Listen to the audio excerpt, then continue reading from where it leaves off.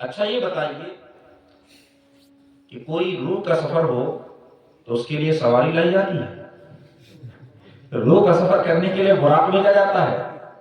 اور روحی کو سفر کرانی ہو تو براق بھیجنے کی ضرورت کیا ہے؟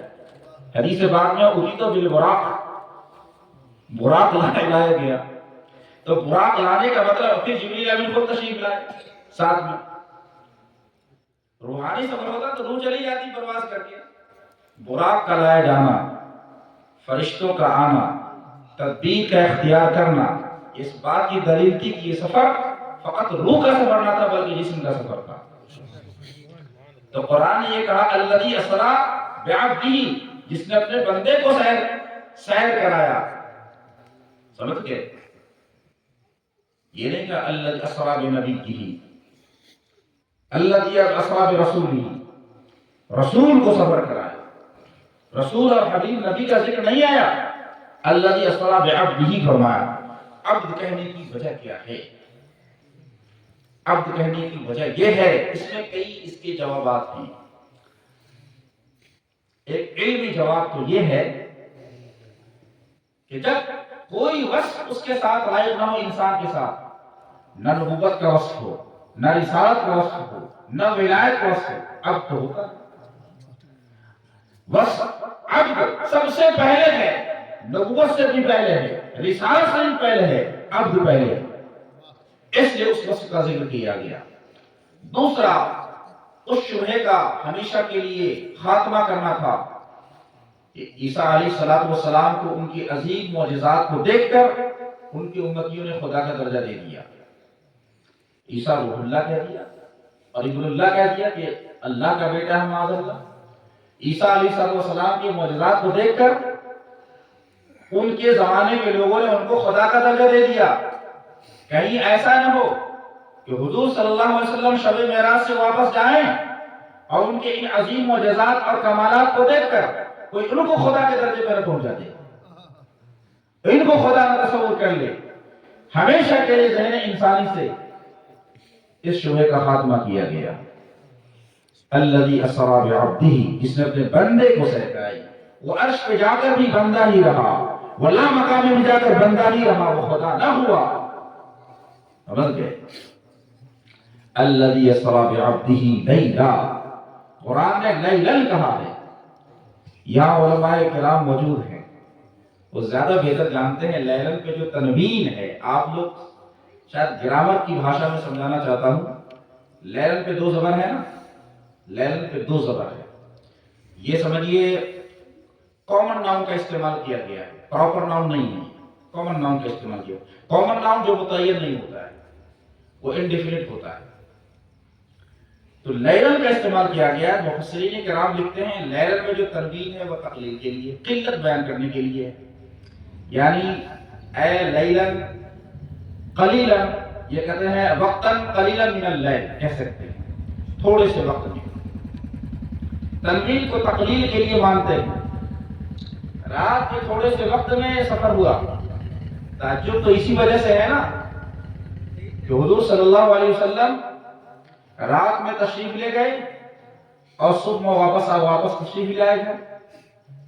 اسی وجہ سے لوگوں کو تعجب ہے کہ اتنا لمبا سفر، ساتوں آسمانوں کا سفر، سدرۃ المنتہا، عرش و کرسی، لوح و قلم، جنت و دوزخ، پھر اس کے بعد لا مقام، ان سب کی سیر کر کے آپ تشریف لے آئے تو زنجیر بھی ہلتی رہی، بستر بھی رہا گرم، پل بھر میں سرے عرش گئے آئے محمد صلی اللہ علیہ وسلم۔ نعرہ تکبیر، نعرہ رسالت، زندہ باد۔ یہ تعجب تو اسی پر ہے نا کہ تھوڑے سے ٹائم میں آپ چلے گئے اور واپس آئے۔ مفسرین کرام لکھتے ہیں کہ یہاں پر تنوین تقلیل کے لیے ہے، میں تقلیل کے لیے مانتا ہوں، ٹھیک ہے، لیکن اس کے ساتھ ایک دوسرا نقطہ اور ہے جو اس فقیر پر واضح ہوا، منکشف ہوا کہ لیلن میں جو تنوین ہے وہ تنکیر کے لیے بھی ہے، نکارت بیان کرنے کے لیے بھی ہے، یعنی وہ رات ایسی تھی کہ جو مجہول ہو گئی، اس کی کن، اس کی حقیقت، ماہیت مجہول ہو گئی لوگوں پر، اور اس کی رات کی حقیقت، وہ لیل اتنی دراز ہوئی اس کی رات کی ماہیت گم ہو گئی، لوگ سمجھ نہیں سکے۔ کتنے ہزار سال کا عرصہ لگ گیا اس سفر میں یہ پتہ نہیں، اس لیے کہ حضور صلی اللہ علیہ وسلم کا جو یہ سفر تھا وہ ٹائم اینڈ اسپیس سے باہر کا سفر تھا، یہ سمجھ چاہیے۔ سائنٹیفک اصطلاح میں وقت میں اسی کو قید کیا جا سکتا ہے جو سولر سسٹم کے دائرے میں، کوئی انسان اس زمین پر ہو، آسمان پر ہو، سولر سسٹم کے اندر ہو تو کہا جائے گا فلاں مکان میں ہے، فلاں ٹائم میں ہے۔ ٹائم اینڈ اسپیس، زمان اور مکان، جب تک سولر سسٹم کے دائرے میں کوئی چیز ہے تو وہ زمان اور مکان کے اندر ہے، لیکن جب سولر سسٹم سے باہر چلا جائے، دائرے شمسی سے باہر نکل جائے، اب ٹائم کا تعین کہاں سے ہوگا؟ اس لیے کہ ٹائم بنتا ہے سورج کی رفتار سے۔ اب کوئی سورج کے دائرے سے، ملکی وے سے، کہکشاں سے باہر چلا جائے تو کہاں سے ٹائم بنے گا؟ اب کتنا ٹائم لگا کس کو کیا پتا؟ کچھ پتا نہیں۔ اس لیے لیل میں جو تنقید ہے، تنوین ہے، وہ تنقید کے لیے۔ الذی اسری بعبدہ لیلا۔ اب میں ایک نقطے کی طرف آپ کو لے کے جا رہا ہوں اور پورا فلسفہ آپ کو سمجھ میں آ جائے گا، اور سرکار کی حقیقت بھی سمجھ میں آ جائے گی، بشریت بھی سمجھ میں آ جائے گی، نورانیت بھی سمجھ میں آ جائے گی، اور حاضر و ناظر کا مسئلہ بھی سمجھ میں آ جائے گا۔ سارے مسائل آج کی تقریر سے حل ہونے والے ہیں بس، اور جتنے اعتراضات دیگر فرقوں کے ہیں ان تمام اعتراضات کے جوابات بھی ہیں۔ تو قرآن نے جو سفر کو مرحلہ وار بیان کیا ہے، پہلے زمین سفر کا ذکر آیا ہے سورہ اسراء کے اندر۔ مسجد حرام سے مسجد اقصی تک کا جو سفر ہے وہ زمینی سفر ہے، اور یہ نص قطعی سے ثابت ہے، اس کا منکر جو ہوگا وہ کافر ہو جائے گا۔ اور جب حضور صلی اللہ علیہ وسلم آرام فرما رہے تھے حتیم کے اندر، فرماتے ہیں کہ میں حتیم کے اندر سو رہا تھا کہ ایک آنے والا آیا، اور آنے والا کون تھا؟ جبریل امین۔ جبریل امین آئے، انہوں نے سرکار کے قدموں کو بوسہ دیا، سرکار کے قدموں کو بوسہ دیتے سرکار کو ان کے لمس کی جو ٹھنڈک ہوتی ہے وہ محسوس ہوئی، بیدار ہوئے۔ کہا جبریل کیا معاملہ ہے؟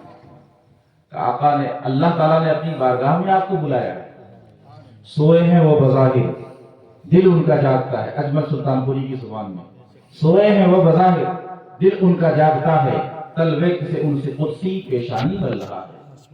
آنکھیں کھلی تو پوچھا جبریل کہیے کیا کہ جبریل بولے آقا خالق بلا رہا ہے۔ کہا کہ اللہ کی بارگاہ میں آپ کی حاضری ہے، تشریف لے چلیے۔ وہی ایک دابۃ بیضاء، ایک سفید جانور تھا، فوق الحمار دون البغل، جو گدھے سے اونچا تھا اور خچر سے نیچا تھا۔ اس براق کی خصوصیت جو بیان کی گئی ہے، یدعو